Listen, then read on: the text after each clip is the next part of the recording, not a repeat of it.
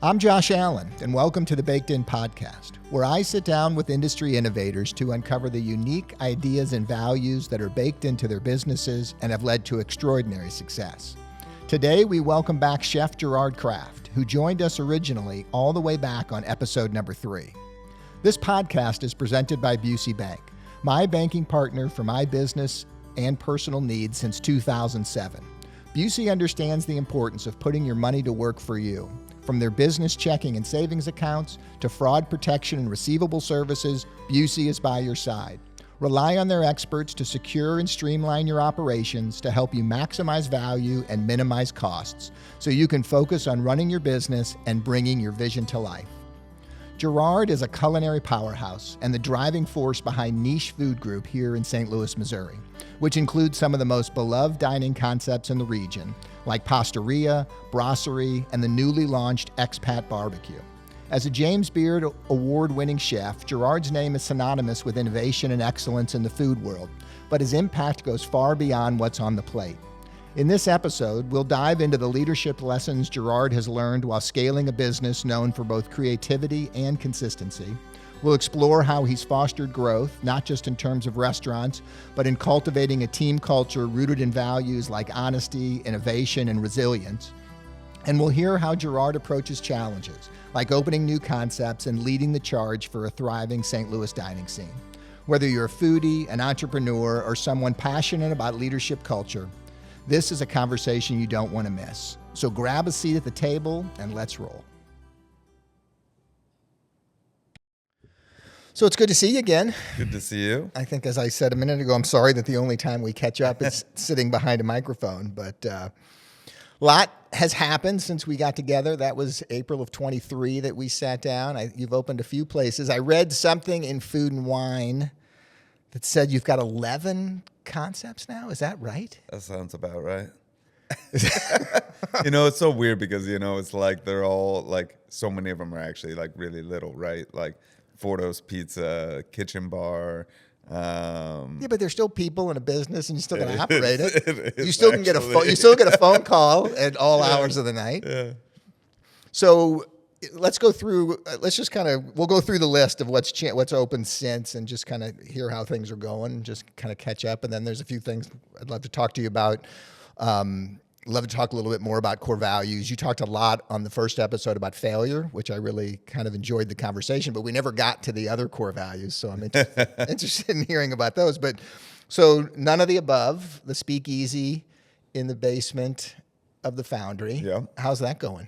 It's going great. In fact, Fiona Gemzon, who's the, GM bar manager there, was just listed as, one of the 75 top bartenders in Imbibe magazine. So awesome. And extremely well deserved. She's super talented. I remember you walked me through that space.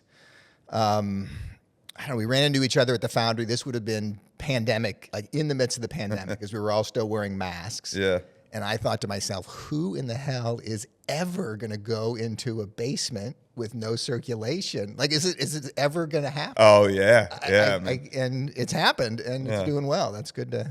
Yeah, designing things during the pandemic was weird. I mean, I could tell you stories about, everybody designing the stadium in the middle of the pandemic and was like, are we going to have stadium seats, 6 feet apart, right. So, yeah. But people came, and the speakeasy is doing great. None of the above. And then you've got Expat, which just opened up recently, 16,000 square foot barbecue concept, which is quite an endeavor. And how's that going? It's going good, and I feel like so right now Pete Slay has been running it, who was our executive chef of Cinder House, and it's really just kind of like. It's so funny when you open a place, people come out, they rush out in the first week or whatever, but really a restaurant takes, a solid 3 to 4 months at least to really find itself and to like settle in. And I feel like it's just, hitting home run after home run with the food right now. Man, And folks have adopted. So it was it was essentially the first sit down restaurant, at least the first floor, at the Foundry. I mean, obviously there's, and that's been well received because obviously it's been a food court destination. The third floor, which I've taken the kids to a million times with the live music, and it's great outdoor setting, which is really nice. But I think there was a question, right, as to whether folks would come to a destination and sit at a table. Yeah. No, they've definitely embraced it, and I think the Foundry as a whole took a quick hit with the Armory closing. Sure. Because all these people thought that the Armory and the Foundry were the same thing. And so people are like, oh, didn't the Foundry close? You're like, no, absolutely. Absolutely. It did not close. That was the Armory, which was way, way different. But I think that's really, kicking back again, thankfully. And, people, they did some good press on it, and people, realize the Foundry is still there. Yeah, I mean, everybody that I talked to, I've talked to you a number of times and some other folks. I mean, it seems to be blowing the numbers out of the water in general in terms of the Foundry. Obviously, they got the apartments open recently. I got a chance to walk through. We had Will and Steve Smith on last year and had a chance to walk through the apartments, and what a cool spot. If I was younger with no kids, I think I might live right there. I would definitely live in those. I mean, what a view out of those apartments. It's well, and the proximity to a lot of stuff that's going on, and the amenities there it's a cool spot. Thankfully, it opened up a huge new parking garage, which we were desperately in need of. So the Foundry guests can also park in that apartment building right there. How has the makeup of the expat space? Is the restaurant on the first floor the driving force of that? How does that break out? So we've actually, except for on weekends, we've pretty much closed the upstairs for the winter. Okay. Because it's just too cold, obviously. So before that, it was really interesting. Some days the upstairs would blow the downstairs out of the water, and then vice versa, because upstairs more of a fast casual vibe, So it's interesting when you see people kind of make that choice of like, no, I really want to sit down, I want to have an experience, and I've worked that host stand a few times, so like you actually get to see people making that decision in real time. I think it offers like two very different experiences. And one thing that we didn't get to do because we didn't have that long with the patio last year, since we opened up September, is the music program. And so that'll I think April we're going to do kind of like grand reopening of the patio, but we're going to have kind of a full music program. Because it was always just a DJ up there, I think. Every now and then we'd have kind of like a scattered DJ here and there, but this will be kind of more like themed and things people can kind of count on different days. Right. So, the one thing that I wanted to touch on, we had an experience last year at the bakery. So Josh Galliano, who was a James Beard nominated chef, really good friend of mine, had been with us for almost 10 years. He got another opportunity to leave to take care of his family and get back into the kitchen. And I couldn't be more thrilled for him. If he can get that concept opened across the river soon, it'll be really cool. But when he left, I had to spend a lot of energy internally and externally sort of explaining to folks that we were going to be okay, right? that the innovation that Josh helped me, Josh did a lot to develop new products. A lot of what we do is custom manufacturing, and he was an integral part of that. And there was a lot of explaining to do in terms of do we have the capacity? Are we going to still be able to do it? And taking nothing away from his ability to do it, we had been doing it for 15 or 20 years before we got there, and he had trained somebody. We have somebody else in the organization, including myself, and we're doing okay. Like we're continuing on. You lost a chef pretty quickly at Expat that you had promoted pretty heavily from a PR standpoint, and I'm not interested in why she left. That I'm more interested in sort of understanding like how do you balance that driving the public relations of folks internally versus having to explain when time just things just change, right? We're in a volatile market. There's a lot of turnover. People move and they change. And then do you find yourself having to explain it? So that's a really long-winded way to get to my question of sort of how do you think about, as a chef-driven concept overall, sure, and you being the chef that does it, how do you balance the promotion of people versus the promotion of concepts?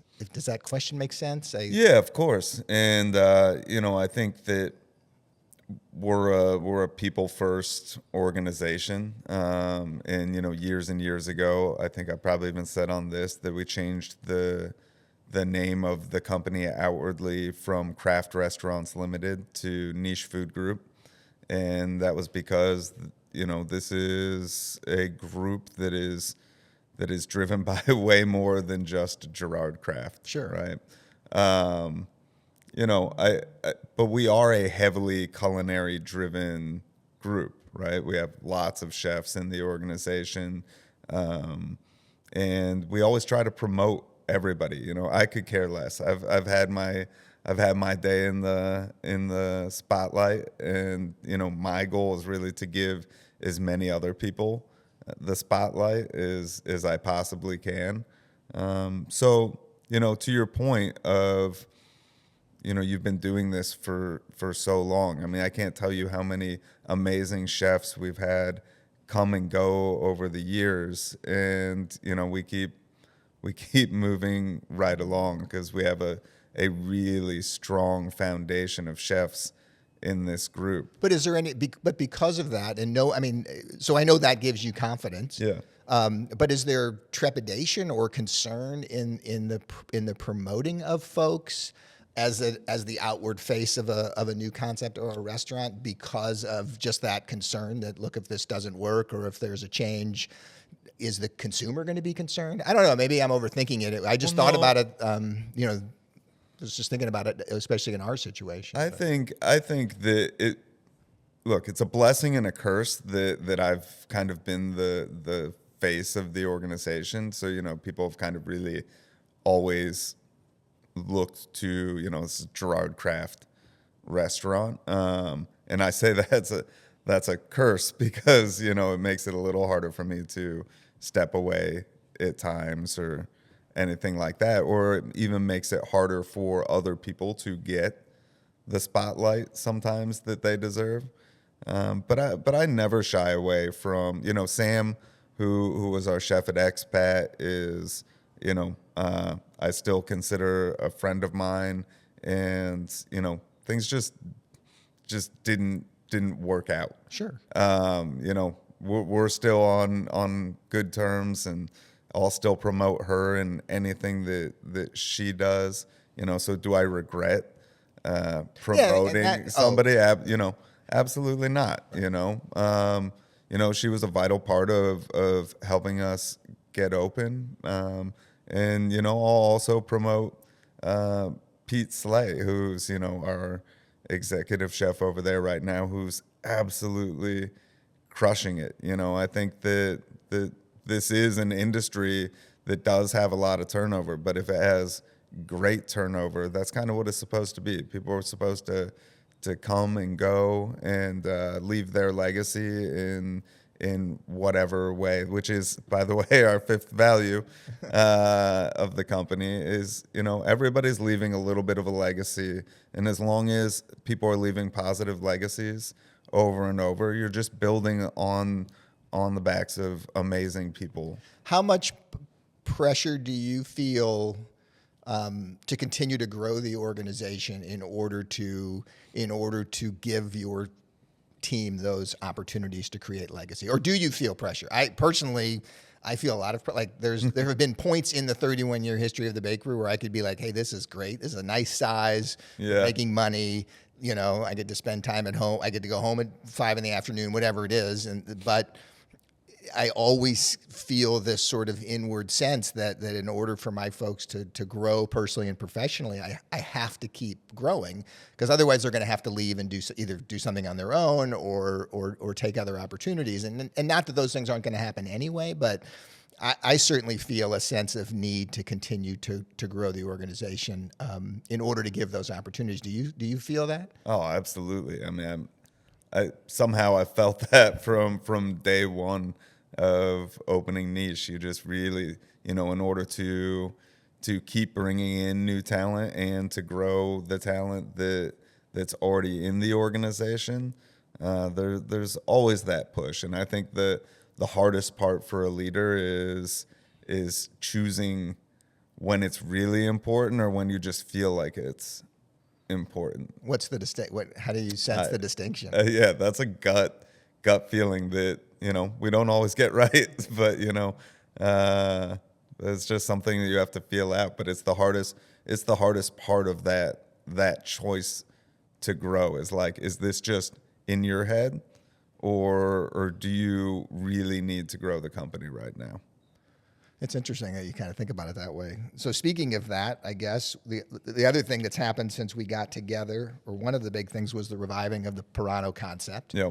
A concept that you had launched downtown a while back, just didn't work. I guess for me, as somebody on the outside who's a big fan, was it the concept or was it the fact that it was, downtown by the convention center, which isn't, maybe the most perfect place to test a new concept in terms of giving it a fair shake. And so it's back now into Pair. And how's it going? Are we going to announce, because you announced that opening when you were here last, are we going to announce location number 2 while you're here? We're still looking for location number 2. I think we have a couple strong leads right now. But the numbers are such that you want another location. Yeah.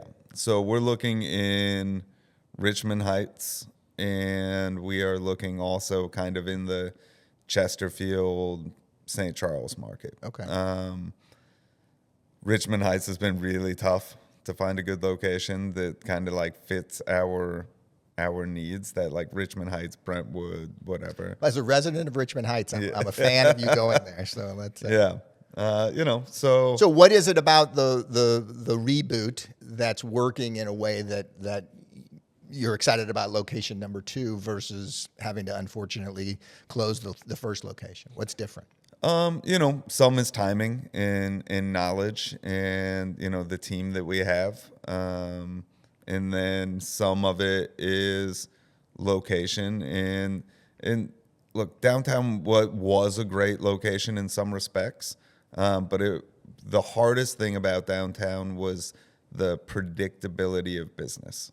Right, it was very hard to predict what every day was going to be, because you'd get a surprise convention at night when you only had, usually you do like 0 covers really at night, or very low covers, and then all of a sudden you do like 1,000, and that's great if you can predict it all the time, which you really couldn't. So just always kind of felt unstable in that regard. And I think to Pair, we already kind of know what our business is going to be, and then like as we see it grow, we can staff for all those levels all the time for the most part. And the menu for the most part is similar. I mean, I'm sure you've tweaked some things, but has it evolved in a way that surprised you? Anything different about what people are consuming or buying? A lot more pizza. We're definitely doing a lot more pizza. But I mean, a part of that is we only did pizza at night in downtown, okay. And we didn't do a lot of business at night downtown. So now we do pizza. Is it still a lunch-driven concept, or are you doing more business in the evening than? No, I think we actually do more business in the evening than we do in the day into Pair. That's another huge shift. Not Sure. that we do a good lunch over there, but but nighttime family business is definitely a hit out. And obviously, carryout wasn't as much of a thing initially. Is it a big piece of what's happening now? The third party and all that. We were kind of like in the early days forefront of third party, because I don't know if you remember when Uber Eats first came to St. Louis, that I got to be a driver for a day as part of their launch at Pirano. And we drove Pirano all around to these different businesses and things like that. So, I mean, the only thing that was kind of right when that came out, and then we had like the bike peddler or something, food peddler, sure, right, which was a fun concept, all on bikes. But carry out didn't have what it has today, which is now. I mean, it's a huge chunk of our business. People get on, they can get on Postmates, Uber Eats, was it Grubhub or something? Yeah, Grubhub, Chow Now, DoorDash. something like DoorDash. Yeah. I mean, it's definitely a different economic model. Yeah. And you got to figure that piece out. Sure. But I mean, it's like, it's all kind of supplement income, right? If they weren't going to come to your store, then that was a part of business that wasn't going to happen, right? Yeah, I mean, that's the argument. Your only model. That's the argument that they tell you, right? That you'll take 80 cents on every dollar that you weren't going to have in the first place. Yeah. And I don't disagree with it, but you're right. It all depends on what percentage of your business overall is being driven that way. And I think the only time that you saw that huge flare up was during COVID, because that became the business model. Right. So, I think it's great as a supplementary model, to the regular business, but yeah, not as your only model. And I think when you first brought it back, you thought 5 to 8 locations in St. Louis. Is that still where your head is in terms of what you think Pirano can do locally? Yeah, probably. Yeah. Sounds about right. And then thoughts of taking it outside of St. Louis? I mean, we're so far from that, Okay. so I'll worry about that later. Yeah, it's going to take us a bit to get 5. Well, that's part of that so. balance between thinking about when to grow and if you just want to grow, right? Yeah. We're still in the local mind frame. We got to get 2 and 3 up. We think 3 is the ultimate test of the concept. So we've got to get ourselves 3 locations first. Okay. And you sort of built a leadership team to get there, even from the beginning, right? Which I think is a unique aspect of what the maturity of your organization and your experience is able to give you, right? Because most folks would launch with 1 and not really be thinking about 3 when they open the first one. Yeah. And you've had the ability to do that right out of the gate, right? We started with a guy named Ryan Hucks, who's our chief operating officer over there. So we started with that kind of overhead. Sure. To say, Ryan came from Shake Shack, right? Ryan came from Shake Shack and then Raising Cane's. Okay. And so he knows the fast food market, the fast food, fast casual market, and brings a different level of experience to that growth. So let's talk about the core values that I think that I mentioned before. If I got it right, it's honesty, innovation, embracing failure, and legacy. Are those am I missing one? So you said, so there's hospitality is number 1. Okay. Honesty is number 2. Failure is number 3. Innovation is number 4, and legacy is 5. Okay. And they're almost like building blocks, honestly. Sure. And, the first 4 were something that we learned to articulate that had always been there. But it was the hospitality piece that had been missing probably for, that first,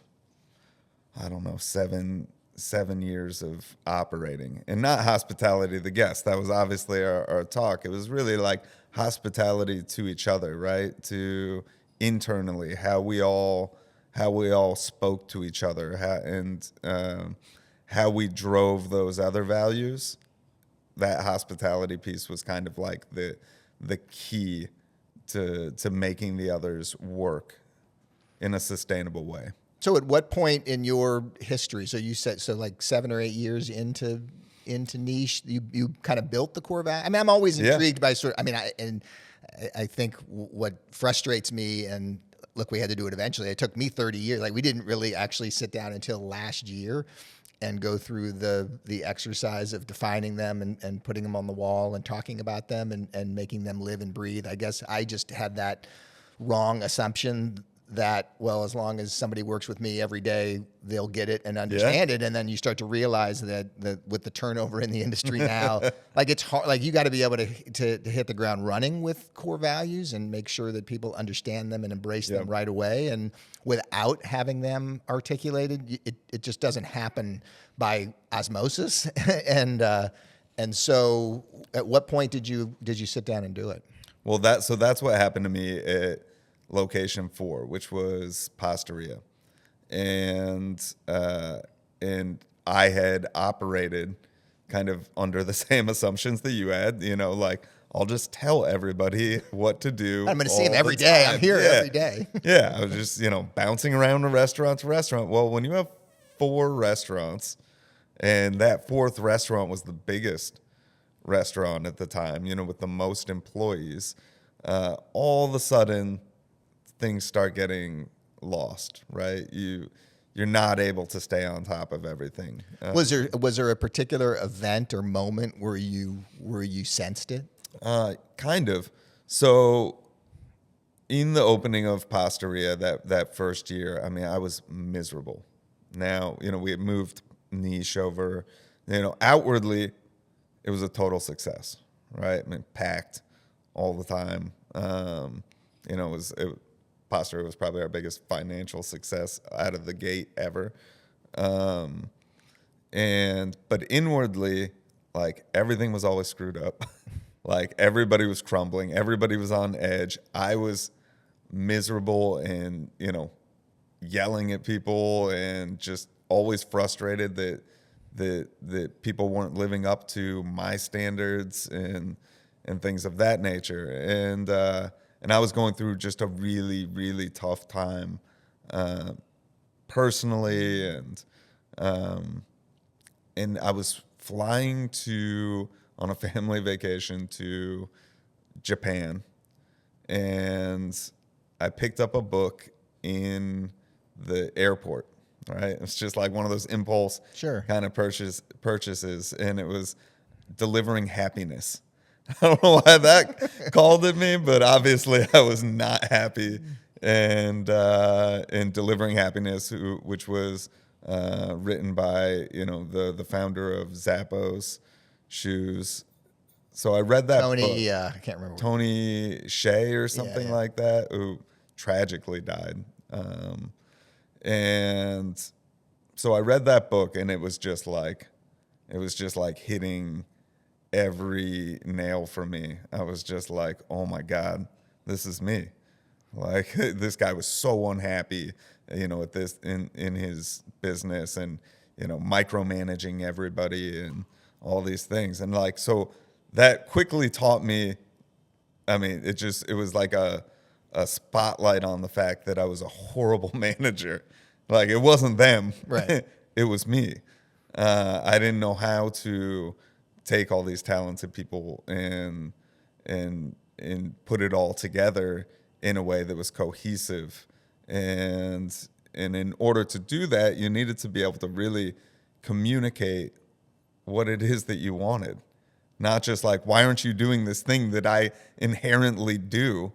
It's like, well, they don't know. So what did you do when you got back from Japan? Did you bring a group together? Did you hire somebody from the outside to help go through the exercise, or what did you do? So right off the bat, that book pointed me to a book called Tribal Leadership. And so then I read Tribal Leadership, which is a little more kind of nerdy, slower read, but it's kind of what the Zappos culture was based on. And so I read that, and that talked about how to distill your core values. And so, that's kind of the start in communication. One, it talks about language, talks about, how you talk about your organization. I have these hats that I made that say from we to we and OUI to WE. And the thought behind that is in your language, the people that talk about I a lot, I in this organization, as opposed to, we in this organization,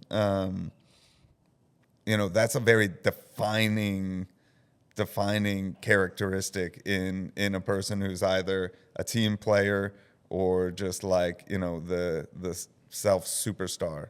Well, no, and obviously industry wide, I mean, it's a lot of alpha personalities in the kitchen. So. And so we took that and we started to distill those values. I think brought it to 12, and then we're like, that's so long, you know, how do we, you know, condense all of this thing? But we got it down to those 5: hospitality, honesty, failure, innovation, and legacy.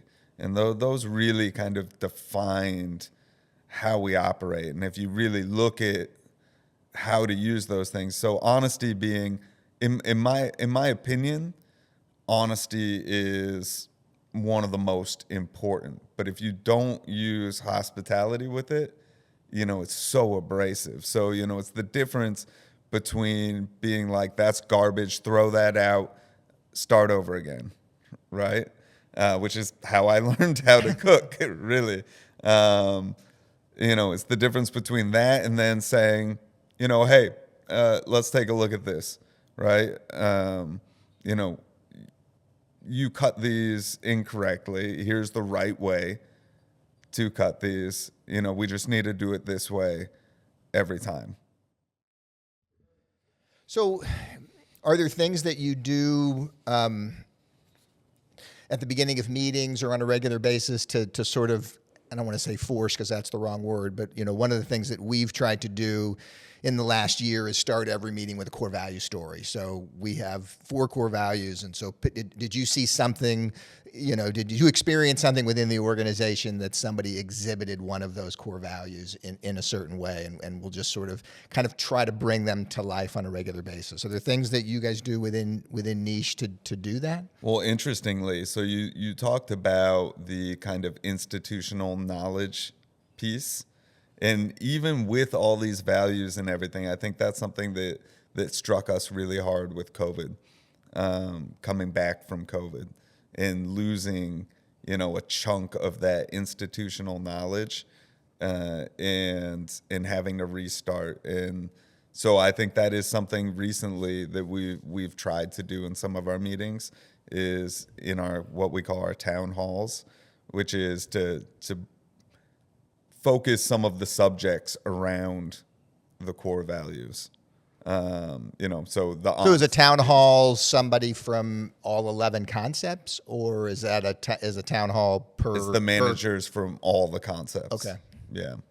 And, you know, bringing in pieces like, so say, you know, your topic is honesty, you know, we're going to talk about labor in this, right? And you know, the conversations that really need to happen in multiple ways in labor. You know, one, you know, if your percentage is too high, that's kind of an easy one to talk about. But also, you know, are people doing the job that's needed to be done, right? And, you know, those are tough conversations to have, especially when we're all kind of close to each other. We're all friends. So we kind of phrase it around that. We've done some work over the years with Zingerman's. Sure. You know, for some of our staff training. And one of the things they do is they call that courageous conversations. You know, so they'll say, you know, hey, Josh, we need to have a courageous conversation. And, you know, some of this stuff sounds so silly and hokey. But once you put it into practice, it's really, really helpful, right? To be able to sit down with somebody and have those talks. So again, we try to frame things in those units, in those meetings. Do you, and competitive isn't the right word, but are there metrics that are the same for all 11 concepts, that you create a level of competition or conversation around expats doing this better than Brasserie or Pastaria is knocking it out of the park versus Fordo's, or are they distinctly different enough that everybody has their own metrics and goals? Or do you use that sort of, I mean, you have an incredibly talented group of people, so there got to be natural competitiveness that sort of generates out of that. I think there's a little competitiveness, but I think we try to do it a little bit different, and especially since, you know, our director of service, Jen Masser, right, who came up through Niche and then ran Brasserie for a long time. You know, she's able to kind of go to each of the restaurants, say, yes, you know, there are things that Brasserie is doing better, but let's figure out how we can learn from Brasserie, right? So it's less use them as best practices. Competition, and it's more like, you know, hey, like let's look over there what they're doing and how we can bring that over here, as opposed to kind of like, why aren't you doing this better? Yeah, no, why aren't you doing it like your big brother?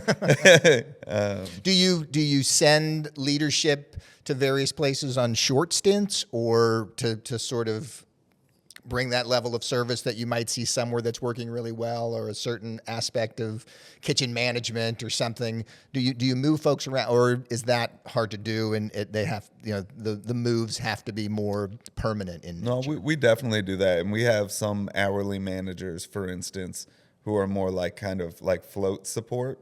They go to all the restaurants, and that's a really helpful tool because they have that kind of knowledge from each of the restaurants that they can kind of bring into those other restaurants when they're doing that. We also move our management around quite a bit. Concept to concept? Concept to concept. So that, you know, one, so that people don't get, you know, too bored within what they're doing. But again, you know, giving promotions kind of throughout the restaurant so that you'll see people promoted from Brasserie to Pastaria or Bowood over to Expat. And I think that that's really, really helpful in kind of continuing that institutional knowledge throughout the entire space. Is that what are the things that you would tell your younger self, like this far into it, that you wish you had done? Are those the kind of things that you're sort of thinking about looking back? I mean, you've been doing this now, so this is 20 years, right? This will be 20 years? Yes, September's our 20-year anniversary as Niche Food Group. So I remember having coffee with you in our cafe. I think that was the spring of 2005 in Clayton. Yep, exactly. We sat down and you said, "Yeah, I just bought a building." I'm like, I think I need to introduce you to an attorney or something. I can't remember. You were asking very specific advice. You somehow through Mark Furstenberg. Oh, right. Yeah. My brother reached out to Mark Furstenberg, who gave your contact, and then you set us up with our first lawyers. Okay. Here in town, which I had no clue that I needed a lawyer. My brother's like, "Why did I invest in you?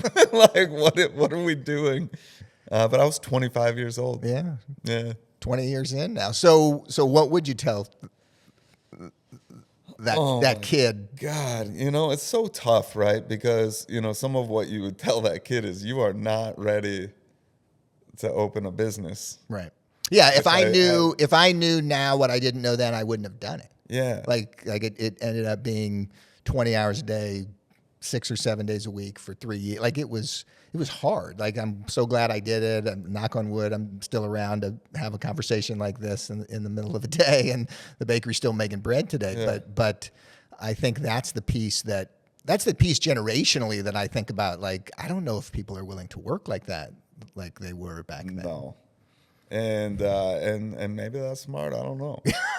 Maybe they know something we don't. Yeah. I mean, you know, I think that I would have told myself to take more business classes. I still could probably definitely use some of that. And reading more management books. I don't know how many were there back then. But I think I would have gotten a lot from some of these great management books that are out there that have really, you know, after I read Delivering Happiness and Tribal Leadership, I mean, then I read 11 Rings, which, you know, I still make people read today on management, because I think it's one of the greatest management books of all time. So I think reading some more of that stuff, I didn't really know how to manage. I just knew I was just a talented cook. Sure, right. That had enough drive and maybe natural leadership ability in some ways to continue on and to make that happen. Yeah, and the resources available now between YouTube and I'll promote the podcast industry, but I mean, I remember we would bake all night on Friday night, and then we were closed on Sunday, so we didn't have to bake Saturday night. So I would get on a plane Saturday morning and fly somewhere for 24 hours and try to see as many bakeries as I could and get a tour, like whatever I could do in that 24-hour cycle, and then come back, because you didn't know what people were doing. Like, there was no way to know what was happening in the industry. I had worked in California. I knew what was happening in California because I had worked there. But once I opened, it was like you were blind to what was happening across the country, except maybe a trade show every couple of years that you could go to, the National Restaurant Show maybe that you would go to. But you have to go visit like these places. Yeah. And now I would think that between YouTube and podcasts and some of the other stuff that's out there, those resources are much more readily available. They are, but I still think that travel piece is so important, right? Because you put your hands on the bread.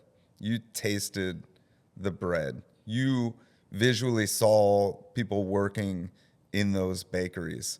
And it's such a different experience than seeing it on YouTube. Not that, the techniques and stuff is actually way easier now. Right. Because you can piece that together. But I still think you need, to visit the places and to... Yeah, and it changes. I'm sure for you, I think initially for me, it was, how do you make that bread? So what was the recipe? What are the ingredients? Yeah. And now it's like, okay, I understand that piece. Now it's, how do you organize your labor? Like, how do you set up your packing area? Yeah. Like, how do you get bread in the case? Like, how do you handle this? Just like, as you mature and grow, and so I'm sure for you to go to restaurants now, you're looking at things... Like, what are you looking at now when you go visit another restaurant that you probably didn't look at, 20 years ago? Yeah, I mean, it's exactly that. It's the labor models, really. These days, that's what I'm looking at is, how is this place staffed? What are people doing? How's technology? How is the line set up? Yeah, exactly. What kind of technology are you using? What kind of techniques? Some of that's still the same. And I'm like, texting chefs. I'm like, what? How did you do that? Like, it's funny, same thing. The Dia's cheese bread, which I've been making, my whole life, or, from my nanny growing up, and it's been on all of our menus.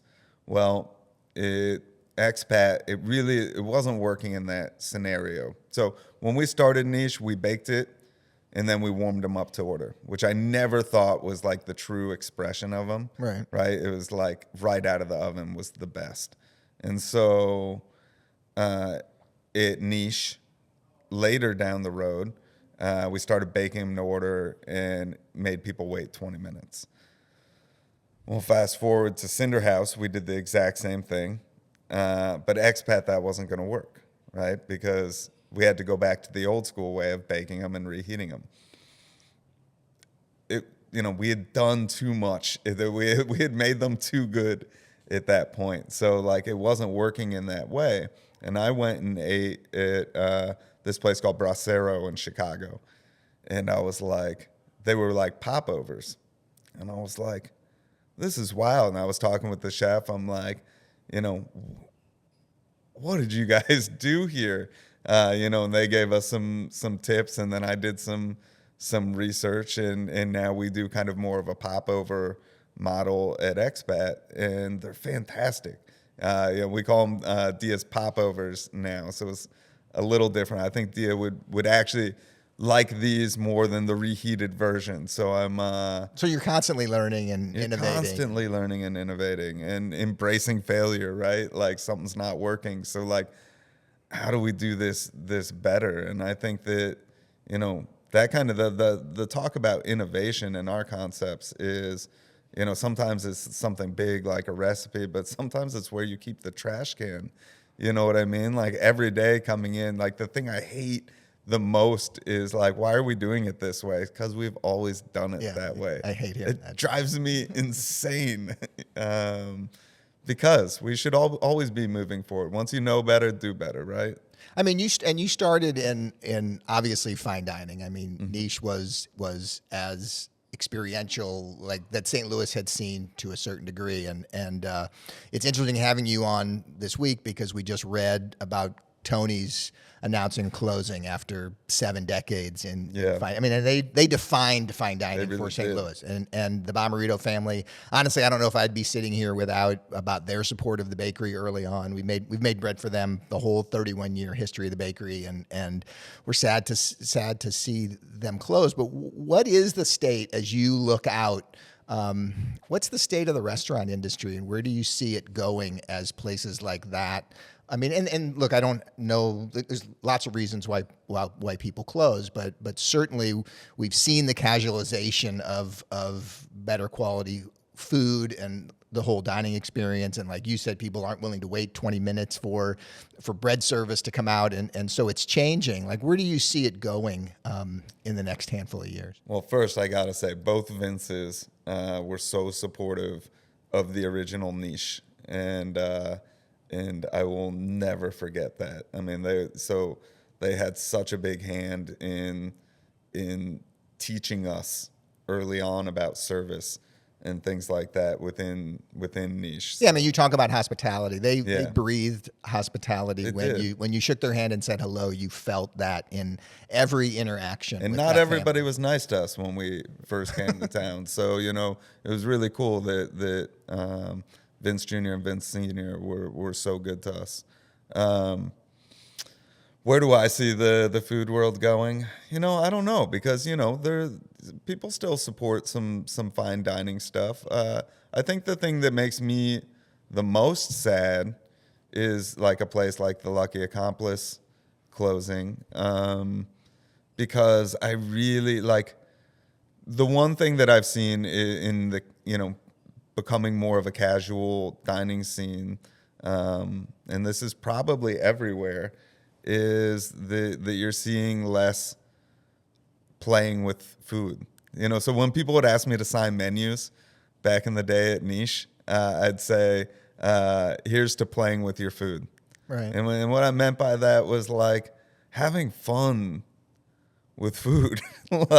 And I think that's accepted less and less and less. And that, we've gone from like El Bulli to like a steakhouse culture in a lot of ways. And so that I think that makes me the most sad in dining. Do you think it's gone, or do you think that pendulum could swing back? It'll definitely swing back. Everything ebbs and flows in this world, and I think that food TV changed the game for dining, for better and worse, right? Better because it expanded dining to so many more people, right? Like, in France, it's always kind of been like the different levels of dining. But in America, when we opened Pastaria, we opened it because there was no mid-tier dining really in St. Louis, right? You kind of either had, in a lot of ways, you had kind of your, low-end dives and you had your high-end, right? And there wasn't a ton of in-between to go out to eat and just like have a casual dinner with your family. Right. That you could take your toddler and you could take your father. And there was quality, right? Like, and again, there were those restaurants. It just wasn't a major thing. And, we ended up taking our kids to like Maggiano's, stuff like that, because I couldn't take them to go see Kevin at Sydney Street or something.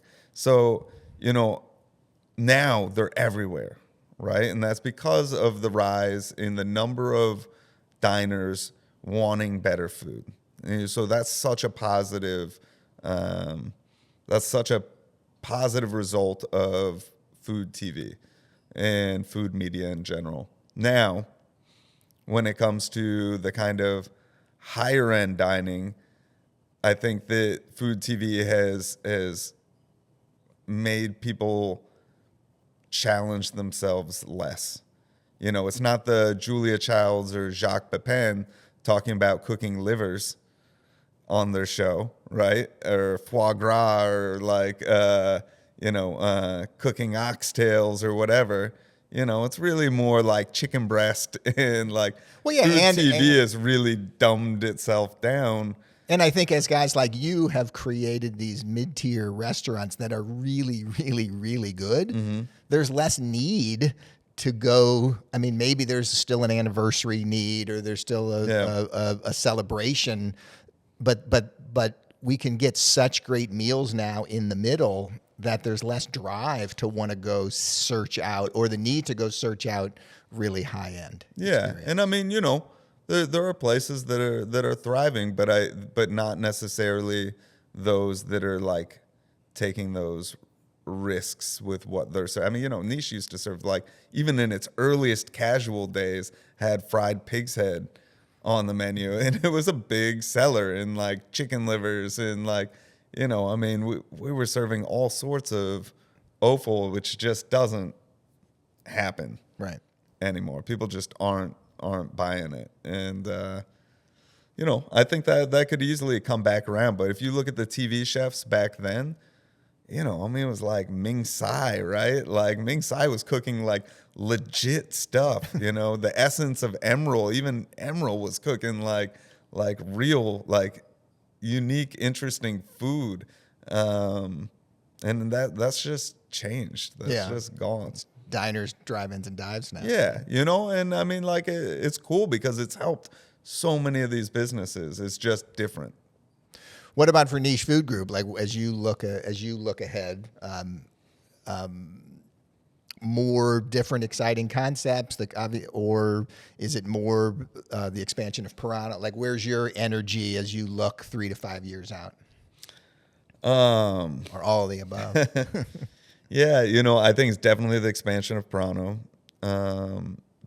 And, you know, I think this year especially, I mean, it's just going to be, you know, still pushing on Expat, right? Because, you know, we at the tip of the iceberg for especially for that upstairs.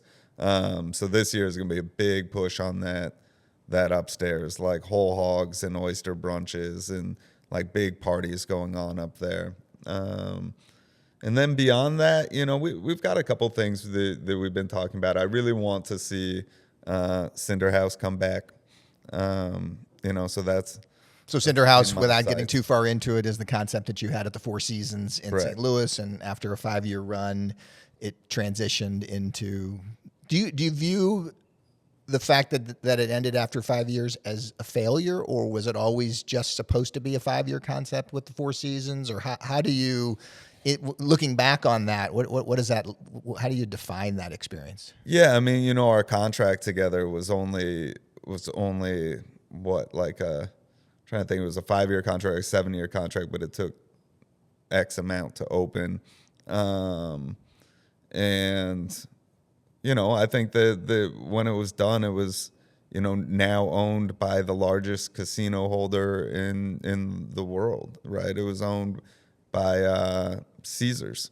And, you know, Caesars has their own group of restaurants within their brand that at their disposal. And I mean, I think for that space downtown, I mean, you know, it was probably a good move for them, right? Honestly.